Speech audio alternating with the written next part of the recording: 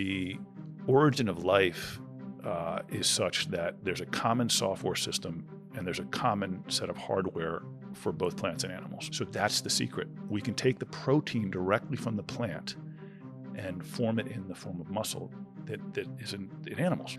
So all we're doing is taking that protein directly from plants and bypassing the need for an animal because we have technology today to do that. That's it. There's no scary chemicals. There's nothing in it that's of concern. What is concerning is that it's different from the status quo, and that's what we need to fight. Hi, everyone. Welcome to Leadership Next, the podcast about the people and trends that are shaping the future of business. I'm Diane Brady. And I'm Kristin Stoller. This week, Kristin, we are talking to Ethan Brown and going Beyond Meat. Yes, he is the CEO and founder, a dual role of Beyond Meat.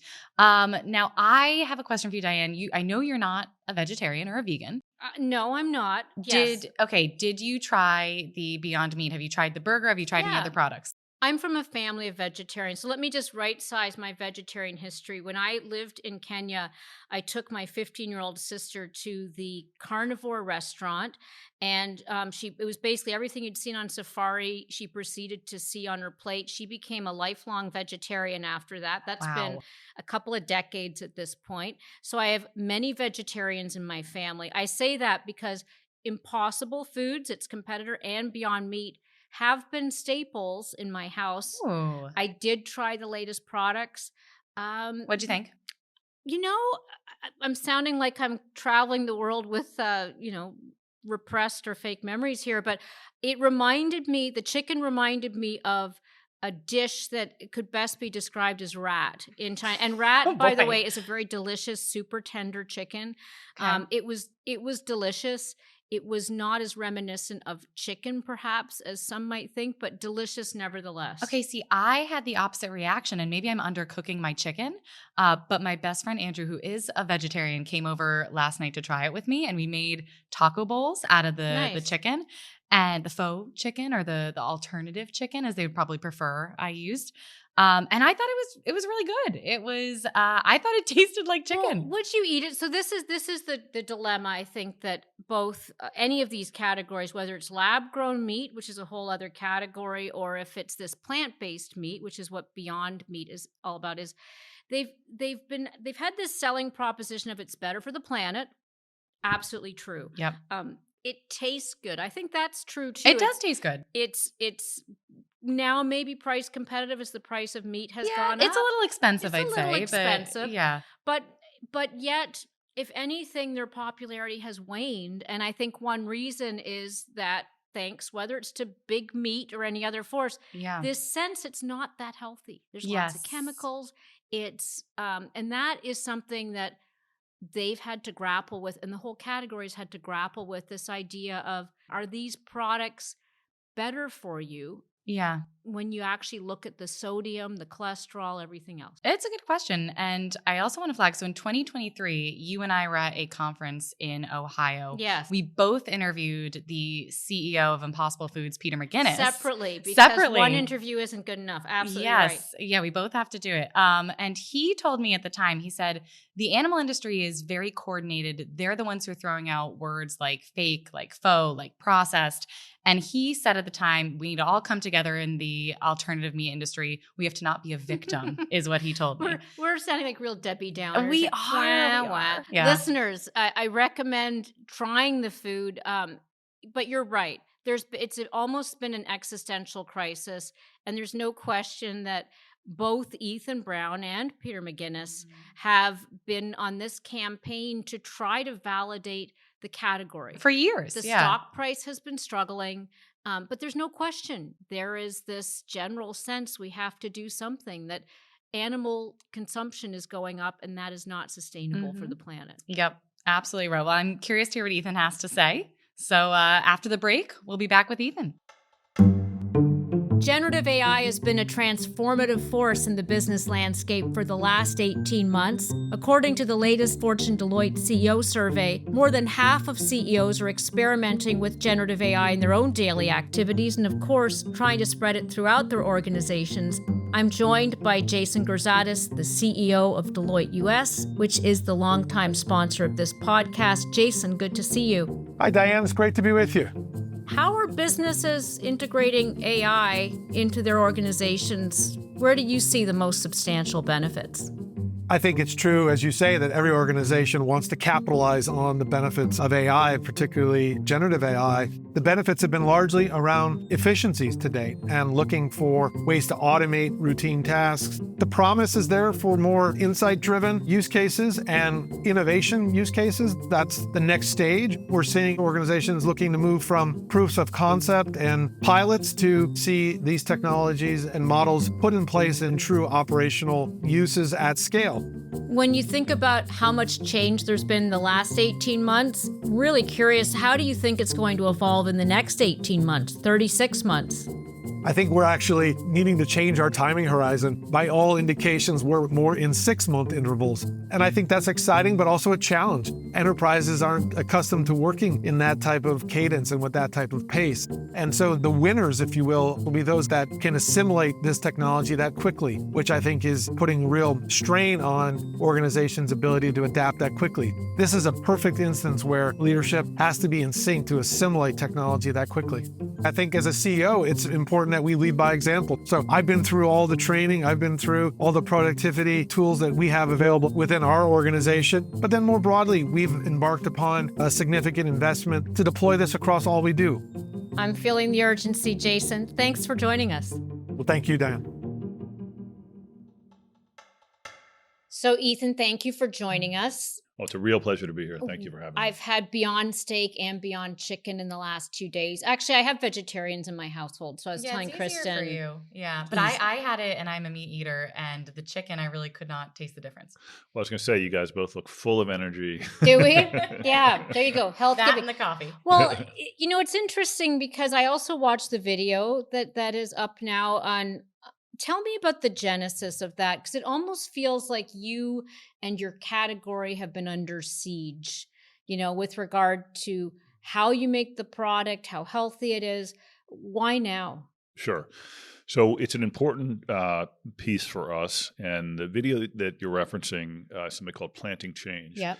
And what we tried to accomplish in that was to explain our journey, and particularly where we are right now in this moment of time. And so to back up for a minute, I started the company in 2009. And it's around the basic idea that you can create products directly from plants that are in the form of meat that improve human health, but also are helpful to the earth.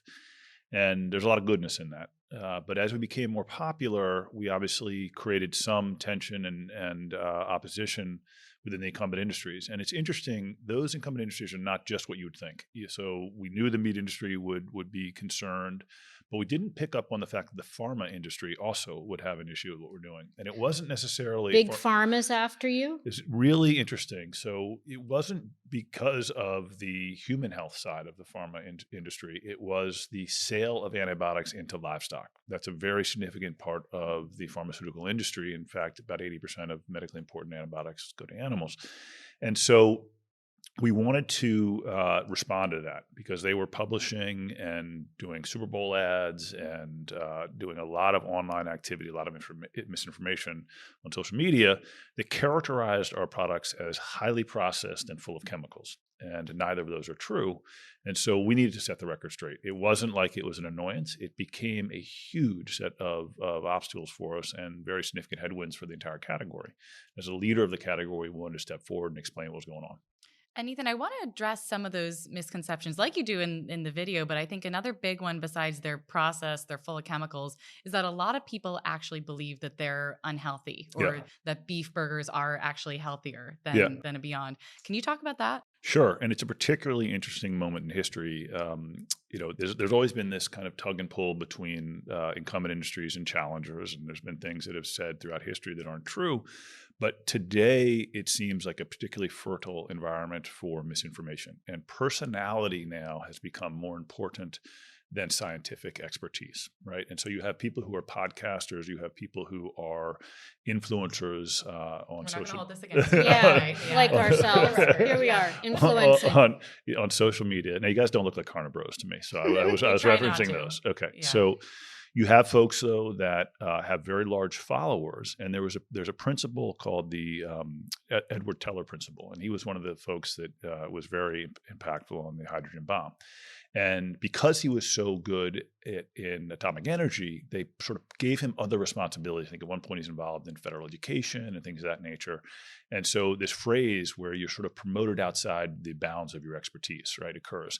So a lot of times you see that where someone is weighing in on things that they really don't know anything about. I think it's called the Peter Principle as well, isn't exactly, it? Yes, getting to your point of being sort of outgrowing your actual expertise. And so what you see on social media and on podcasts are people who don't have the scientific background, but making statements with tremendous force and clarity, right? And so you think, okay, this must be true, right? And that happened a lot in this space, right? And so people began to think our products weren't healthy. But if you go back and look at the science, it is indisputable. And so we've worked for the last over now 5 years with Stanford School of Medicine. And they're not going to do us any favors. This is completely driven by their research agenda. And they've put our products to the test. And they did an analysis where they took a group of people and for 8 weeks they gave them Beyond Meat. And then they had a 1 week washout period, which just to say they put in a normal diet during that period and then went back to an animal protein diet for 8 weeks. Just during the 8 week period where people were consuming Beyond Meat, they saw a significant drop in LDL cholesterol.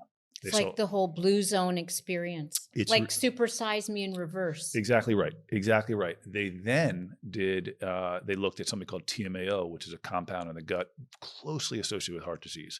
That also dropped statistically significant levels. So what you're seeing is just in 8 weeks of changing nothing else in your diet, but swapping out animal meat for Beyond Meat, you see this tremendous improvement. And then so we saw that. I've seen it in my own life. I have a very quick anecdotal story. My son's an athlete, and he plays in a college basketball. And before the season, they test all the players to make sure they don't have heart conditions or anything like that. They had no idea he was associated with Beyond Meat at the hospital system where he was tested. They called the head coach and said to him, why is this kid's blood work so different than the rest of the team? And it wasn't because he eats Beyond Meat, it's because he's plant-based, but he's able to stay plant-based because of Beyond Meat, because he wants to have burgers and chicken just like every other kid. And so what we're doing is enabling people to make healthful choices in their lives. Now that's a threat to an industry, and so you're going to hear a lot of misinformation. So I want to pause a second because we're talking about, we went from Beyond chicken tenders, which were quite yummy. We're talking about the hydrogen bomb and big pharma, and there's something a bit poignant about the nature of this discussion having to have it. I mean, there have been vegetarians for as long as humans have been around. In fact, arguably, of course, that was the genesis. We were foraging for nuts and berries before we were. Maybe not. I don't know where we were back then. But having lived in India, I know there were a lot of vegetarians in many parts of the world. What makes you so threatening? Is it that you put the word meat on something? You could have just said delicious pea protein patty. Why'd you have to call it meat? What's so interesting about that is in France, so we sell to McDonald's in France, and we're doing quite well there with McDonald's. And interestingly enough, the government just passed regulations that within 18 months, we have to remove the word meat from our label, right? And so you see the consumer wanting it, but then you see this pushback, which is coming from industry. I think the reason that we were more threatening maybe than other efforts across the years was we were gathering so much interest. And I think we became a victim of our own success in the sense that we're not that big. I mean, we don't have a lot of revenue. But because we did the IPO and we had celebrities behind us, it felt like this was some sort of storm coming. And to go back to history again, it's a little like McNamara and domino theory. Let's just squash it out before it goes anywhere, right? Right. And so you're the communist in this scenario. Well, maybe I'm sure that'd be another label we could get. Yeah, exactly. I mean, it's just, one of the things I'm struck is the act of eating burgers is sort of a decadent, fun, I'm going to say frat boys, since we're talking about the kind of genesis of the pushback. And then there's something about the way that Beyond and its category have become almost, medicinal in their approach because you've been forced into this corner of talking about the health, value as opposed to taste, nutrition, fun new products, have a party, be sure to bring your Beyond fritters. I mean, do you feel a little wistful that you're now on this campaign that feels more like the modern day version of big tobacco than we have a new delicious taste combination. Can't wait for you to try it. Yeah, and we did a lot of research on this, and that is a very good point. It wasn't so we had this meteoric rise, and then what we started to see was consumers pulling back from the category, and it wasn't necessarily around taste; it was around fear. And there's a terrific book that was written in the '90s called Merchants of Doubt, and it just explains this effort, and it was really around anti-tobacco legislation that the tobacco industry had hired a bunch of scientists to sort of cast doubt on the findings. They did the same thing with climate. And so here you don't have to convince a consumer there's something wrong with the product. You just have to put enough doubt in their minds. And they were masterful at that. And so we had to go after that question of, are these healthy or not? Because that's what was pulling people away. I mean, you see so many people who really enjoy the taste of our products, but it was that question about, is it healthy? And so that's the one we had to fix. And so we got, go ahead. Yeah, Ethan, one thing I want to point out is that I thought it was so interesting what you just said, where you said, we're not that big and we don't have much revenue. I have yet to see a CEO come on this podcast and say that openly and with a smile. Yeah. So, I'm wondering, and you talk about, your stock declining after this whole campaign. Were you reaching out to, across the aisle to Impossible and others to say, hey, this is a group problem we should fix? Because you went inward and you didn't go outward, attack them. Talk about how you worked with other people in your industry. Yeah, so we talk quite a bit across the industry. I do think, though, it was our own personal decision as a leadership team and as a board to really focus on this question of how do we lead the category in terms of simpler ingredients, cleaner ingredients. And even though all the health work I just mentioned with Stanford occurred with our old products, so they drove great health results, it didn't matter, right? It was what's in it. Are there words in there that people can't pronounce or anything of that nature? So we went after those. We said, we're going to pull that stuff out, make sure that it's super clean, super healthy. We can't dictate what the other companies do, but that was our approach. And I think, for me, I love these themes of, iron sharpens iron, or the toughest winds make the strongest branches. How do you take adversity and become stronger as a group or as an individual? How do you take your weakness and turn it into your greatest strength? And those, throughout history, throughout literature, those themes are the most exciting themes. Are you there yet? Not yet. Not yet. It's interesting since let's talk about the zeitgeist and the zeitgeist being the political environment. First of all, right? Like it's big trucks, whatever, red hats. We're here during Earth Month, and of course, there's not a lot being said about it. It's almost like you're now woke. So there's that, right? There's that kind of issue of, has the zeitgeist shifted? And then the second element I'd add is Ozempic, where, there's now this sense, hey, I'm going to eat a burger, inject myself, and I'm good to go. So you look pained for those who are listening to this. Ethan Brown is looking pained right now. Why is that? Well, I think where we are as a culture is obviously very dangerous. And, as a father and as a leader of a business in the United States, I want to see us come together as a country. I think what we're doing is very hopeful. It allows people to heal their bodies. It allows us to help heal the earth. And the climate could not be in greater contrast to that right now. And so, it's just a difficult period that we have to get through. A lot of it has to do with people feeling unrest and trying to find ways to communicate that. But I will say this, that our process of developing protein for the center plate directly from plants can heal the human body in a way that's really significant. We have studies that show that. But really importantly, it allows each consumer to take a really impactful step toward climate. And this is not my work, this is the work of others. But if you look at someone like Matthew Hayek at NYU or Oswald Schmidt at Yale, they've done models that show this, that if you are able to reduce the amount of livestock on the Earth's surface, let's say just to make this easy from a math perspective, you reduce it to zero. You could take an enormous amount of methane that's being loaded into the environment off the table. Second thing, if you take that 30% of all global land that's devoted to livestock and you allow nature to come back. Biodiversity. Yes, allow all that beautiful nature to come back.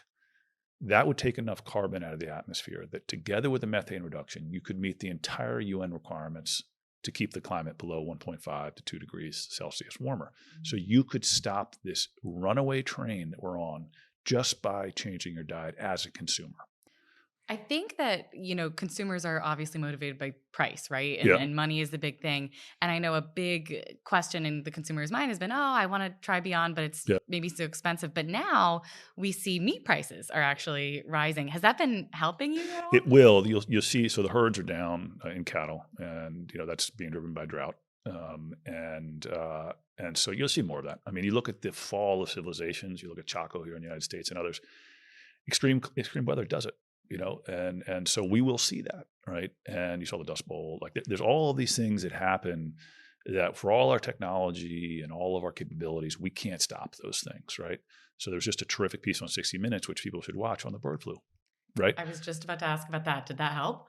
So over time it will, but we have these systems in place that are not sustainable, and they will self-destruct. What Beyond Meat's job is to get profitable as quick as we can, right? Become a sustainable business as quick as we can, and be here as the consumer gets out of this phase of beef tallow, and thinking that it's great to eat a ton of meat.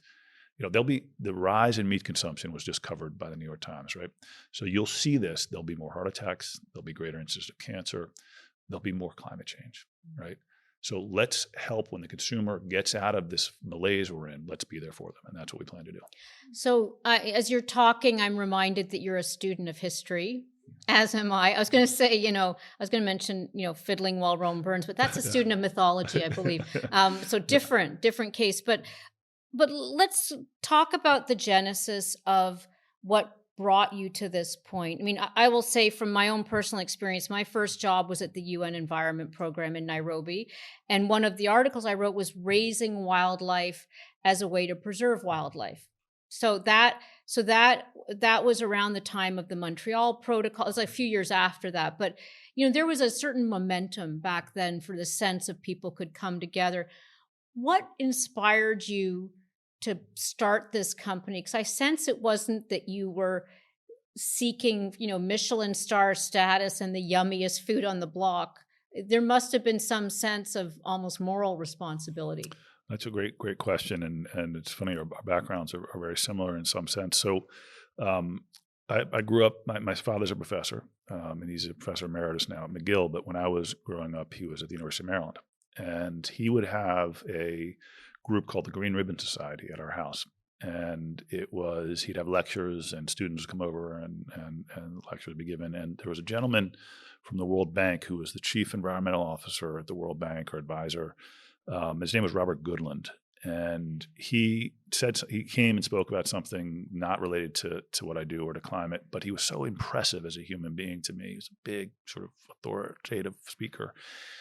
And later he wrote a paper on the role of livestock in climate change. And because I knew him and knew of his work, I really paid attention to it.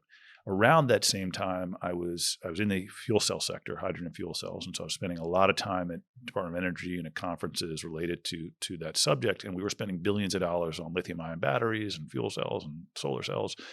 And then people go out and have steak for dinner. I was like, there's something wrong here, right? There's another thing that people like me aren't working on, and I bet you I could go do something interesting there. And so I left my work in the hydrogen space and went into to found Beyond Meat. But it was a kind of simple observation that the origin of life is such that there's a common software system and there's a common set of hardware for both plants and animals. And the software system is DNA, right? We all have the double helix, right? And the hardware system is, what you learn in 8th grade, chemistry. It's carbon, hydrogen, oxygen. You're doing chemistry in 8th grade? Whatever. The environmental science. I know. I'm sorry. I digress, as you were saying. But so all of these building blocks are the same in plants as they are in animals. Okay. So that's the secret. We can take the protein directly from the plant and form it in the form of muscle that is in animals, right? And so here's something that's absolutely fascinating. You saw in that little movie, there's a farmer, he's touching a nodule in the root system of a plant. What's so important about that nodule, which he doesn't say, is that's taking nitrogen out of the air. There's bacteria in a microbiome in that nodule that's converting it into ammonia, and then from there into amino acids, and from there into protein. We're taking that protein and we're turning it into meat.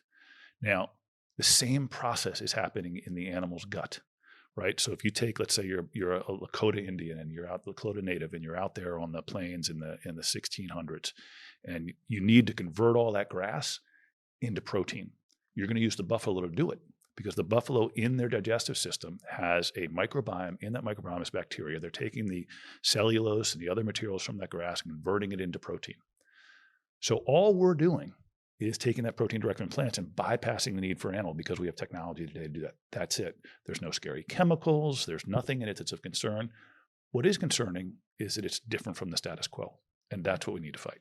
That makes sense. Now I'm curious, how often do you eat Beyond Meat? Because I know I probably shouldn't have a burger every single day, but talk about your food routine. Yeah, so I think other than my son, I probably eat more Beyond Meat than anyone in the world. Sure.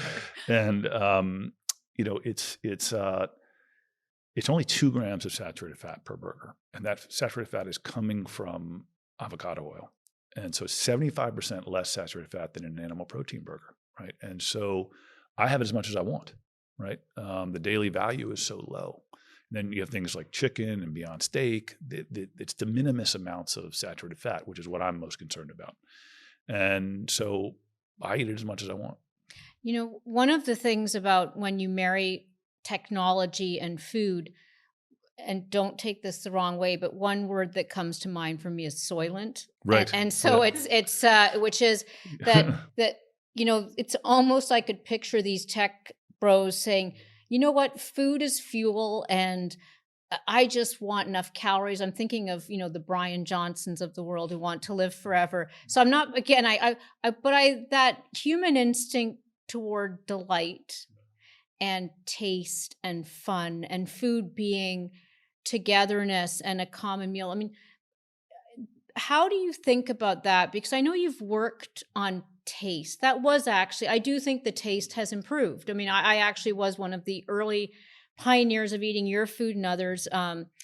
And because people, when they're buying a meal, they're buying it for a multiplicity of reasons other than health, right? Do you feel like when you look at consumer studies as to how and why people purchase Beyond Meat, how does that factor in that the joy factor and, God, this is yummy and can't wait to have my next party around Beyond Meat? It has to be taste. I mean, taste is king. You have to check that box. And if you don't, it's not even a conversation. And so, but what's interesting is we've done taste tests we have this thing called CLTs, with central location testing, and you have hundreds of people come in to do it, and it's a blind taste test. And interestingly enough, on one of the iterations we were doing, we got sort of confused because we were at parity on a taste basis with the animal protein we're trying to replace. I was like, how is that possible, right? And what was happening was, it doesn't, like a piece of ground beef that has no seasoning in it doesn't taste that good. It's just a canvas for flavor, right? And so for us, we have to make sure that what we're putting into the product is both very clean and natural, but enhances the taste, right? And so we focus a ton on taste, but we also focus on the fact of how you feel after you eat it. And there's some exciting things that we're doing. If you look at a film called Game Changers, right? There's a scene in there where they study the erectile function of young athletes after eating animal protein and eating plant protein, including Beyond Meat.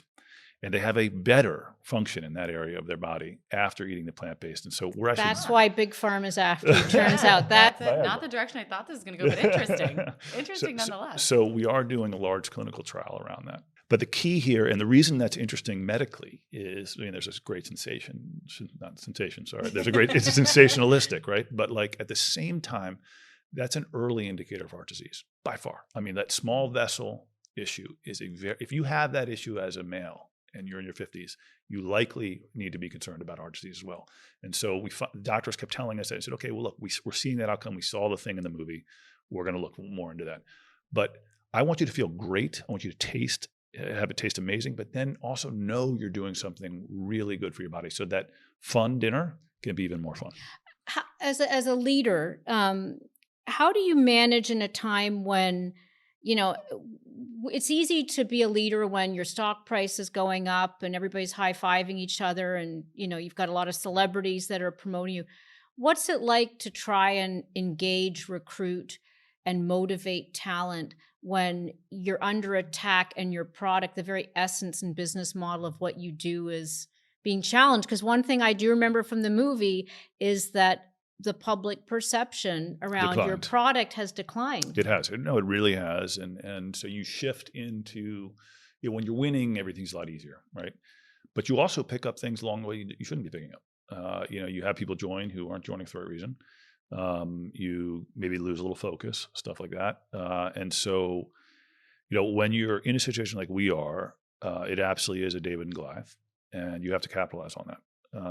And you begin thinking about your team as, how do I keep these folks motivated in a really difficult battle? And so you turn to history again, and you look at great feats that have been done throughout time, and you look at, those themes, right? And the themes that I love are, that two sides of a coin, courage and desperation, which is and sometimes you confuse that, right? And there's a great line by Springsteen on that. And there's so much in that when everything's on the line, can you do something spectacular?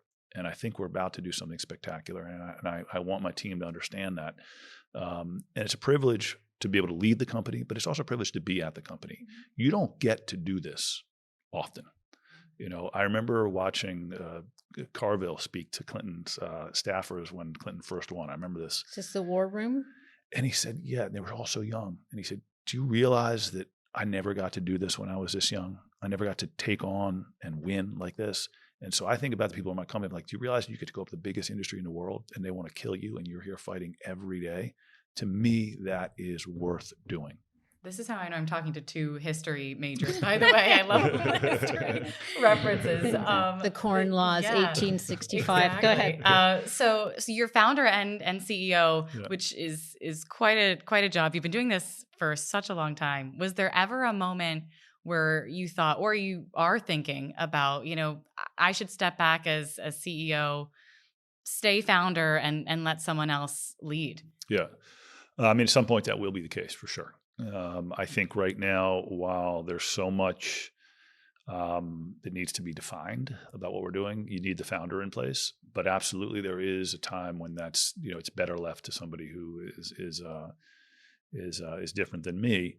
But I think to talk about how you can get through these periods, one thing that is important is to look at the context of innovation. And I study this a lot because I look at whether it was solar or wind or electric cars.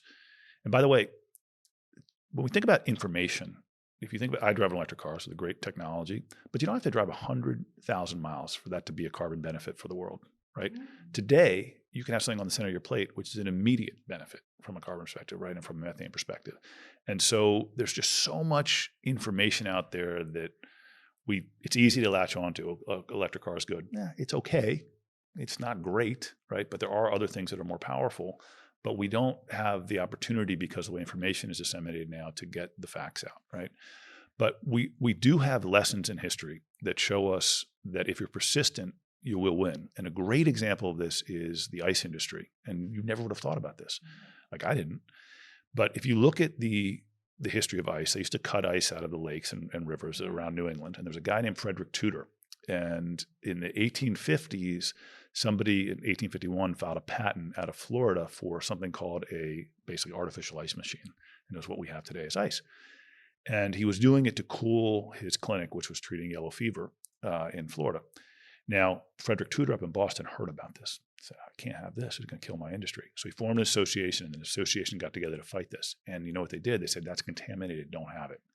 It killed this guy. It literally, the inventor died, and the industry died. But then something happened. An exogenous event happened. The Civil War happened, and there was a blockade, and you could no longer get the natural ice down into the South. So people from Louisiana imported a couple machines from France that did the same thing. The industry blew up. Okay, turned out, Anheuser-Busch was one of the first major customers to use mechanized ice, right?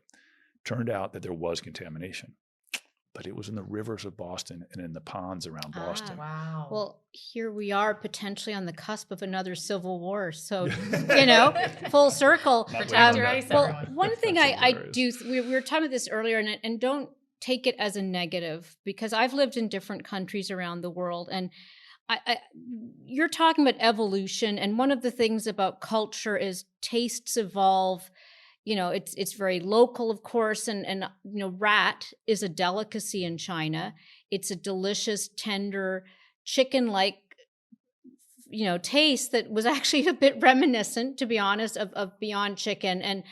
And I think about the fact, I know not you're not going to put that in any ad, but there's so many delicacies. Look, I'm from Scotland, not known for its cuisine, nevertheless.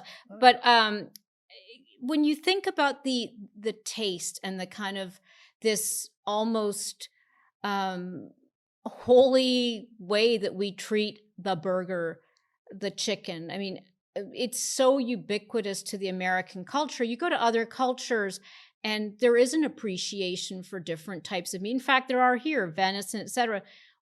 What do you think it takes to change the culture? Is it going to be climate awareness and a desire to do good? Or when you look at the evolution of our taste buds and even fusion cooking, et cetera, is there some place where you've seen traction in areas that maybe suggest there could be a cultural change coming that's not related to whatever big food tells us is good? Yeah, it's a great question.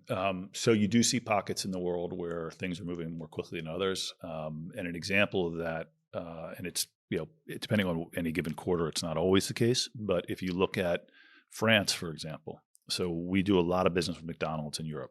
And in France, now about 10% of the nuggets that are sold, we believe are Beyond Nuggets in McDonald's in France, and that's a big market for France. But they don't tell people it's. No, they do. Okay. Yeah, it just can't be called meat soon. Right, exactly. Right. We got about 18 months to take meat out of the title, but so you see earlier adoption in some countries. You see in the Netherlands, you see it in the UK. I'm not sure, not everywhere, but there's enough early adoption going on in Europe, and that's over climate. That's 100% climate and animal rights.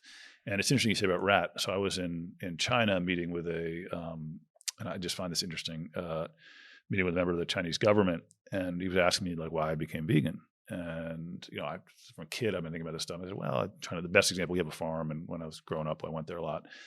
And we had dairy cattle. And I remember just saying, kind of trying to explain to him that I didn't see the difference between my dog and a pig in terms of being a sentient being. I didn't finish the sentence. He goes, oh, you mean the taste?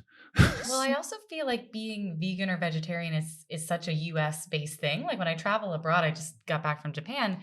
There's not many options when you're vegan or vegetarian abroad. We have this very strange relationship with animals, right? Where we cut some and we cuddle others, right?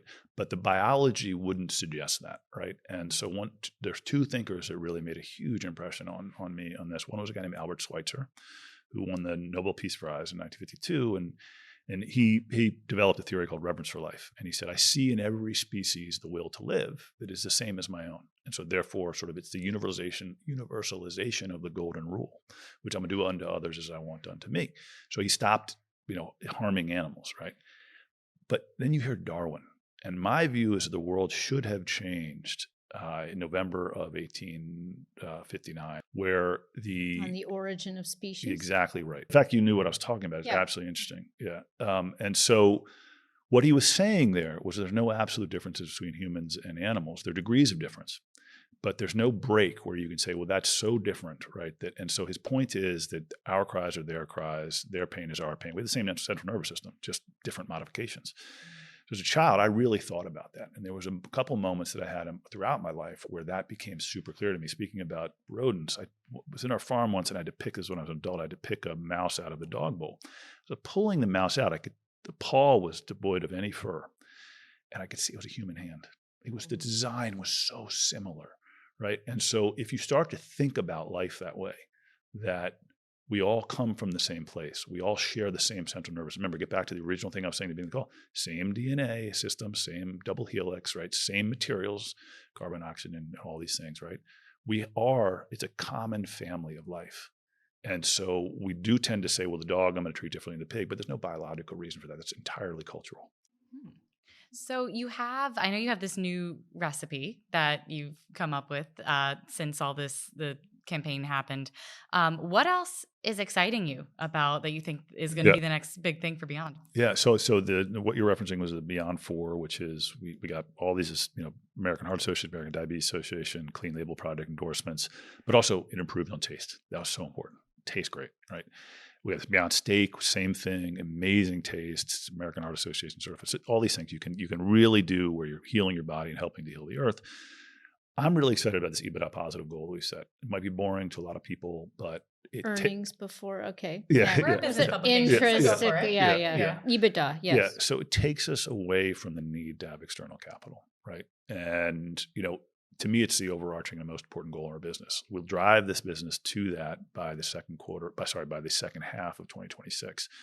And, by the end of that year, you'll see us be operating the business on an EBITDA positive basis. That requires us to continue to improve our margins, continue to reduce our OpEx. And so we brought OpEx way down year over year. We're bringing it down even further.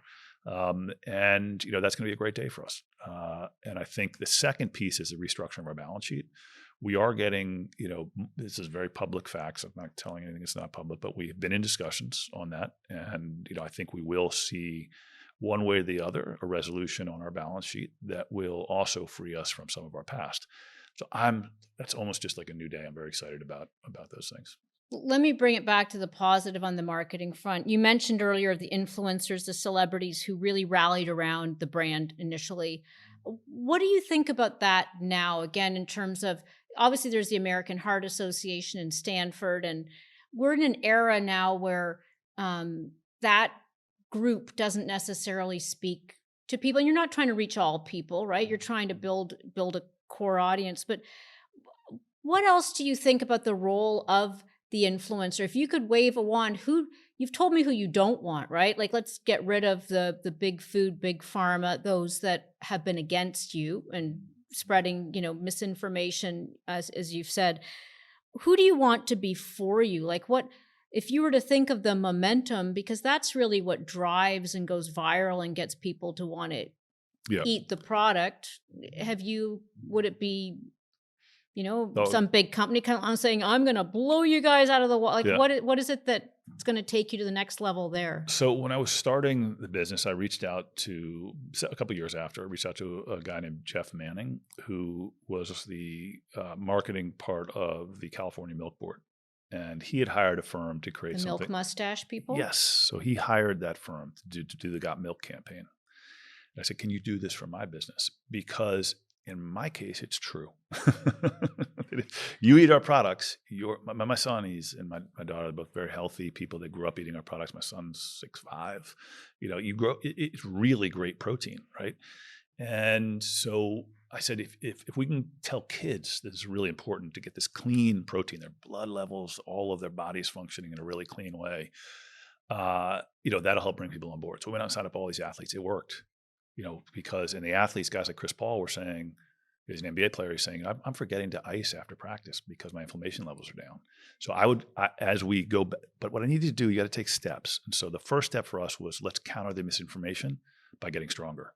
Like, let's go ahead and I'll get a Djokovic. Remember when he went gluten-free? 100%. All of a sudden, everybody's like, I'm gluten-free too. I've been playing tennis. Yeah, so Kenny the Jet Smith is a guy that I know a little bit. He's like, you got to get Charles Barkley. I'm like, well, that's a tough one, But like, there are people out there, athletes particularly, that can help us communicate our message in a way that I think is really genuine because it works. And then we have this program which is about to be released, which is taking normal people who happen to have a following, they're not celebrities, and putting them through a 30-day program. And we're about to release those results, and they're amazing. Have you noticed a different demographic consuming Beyond Meat than in the past? Is it younger people, older people? Yeah, the young people, when we go to universities, we tend to get a lot of interest. So that really inspires me. And they're looking for hope. They don't necessarily think that factory farming is a way to go, and most people don't, but I think they seem more tuned. One thing that's interesting is that technology for the first time is taking people back to the farm in a way that it hasn't. It's because you can see on your handheld how your food is being made. They don't like that, right? And so there is a sort of, again, David versus Goliath counterculture nature to what we're doing, and kids seem to think that's interesting. Now, IRL. Yeah, so we just have to make sure that we get the right information to them. But you see younger people coming in, and I like that a lot. I love that. Is there anything we haven't asked you that we should have? I could sit all day talking philosophy. You're like the philosopher king. I love the history. Now I'm hungry and have a love of history. No, but look, I think about this. Well, here's one thing I feel a bit wistful about is I do think there's a return, the rise of the human-centered experience, but history and having that knowledge of our past, I mean, obviously it's still there. I don't want to get falsely nostalgic, but the way in which you're connecting the dots to moments in history where you draw inspiration, that does feel a little more rare these days. I don't know if you feel that yourself, or if it's just this is the way you've always lived your life and that's the kind of people you attract around you. I think because these are darker times, I think you have the opportunity to bring out stronger themes. And I think that this notion that there's such goodness in what we're doing, we need to be louder about it and shine a light that's stronger about it. And, just take an example of the soil, with that nitrogen being brought out of the atmosphere into the soil and regenerating the soil. The same time that you're clearing the arteries in your body as you consume lower saturated fat products, the same time you're sparing animals the discomfort of being slaughtered and held in captivity. There's so much goodness in it. Let's not let information take that away from people, misinformation take that away from people. Let's let people take control of their own lives by making the choices that are better for themselves and better for our planet. To me, that's so inspiring. And it's such a confused and difficult period. People are worried about tariffs that are just kind of manufactured. They're worried about our border. They're worried about all these things. But you can take control of some of them, and you can take control by what you put on your plate. And that is what I think we stand for and who we are. Well, thank you, Ethan. We appreciate it. I appreciate being on the show. Yeah. Thank Off you. to eat more Beyond. Thank you, guys.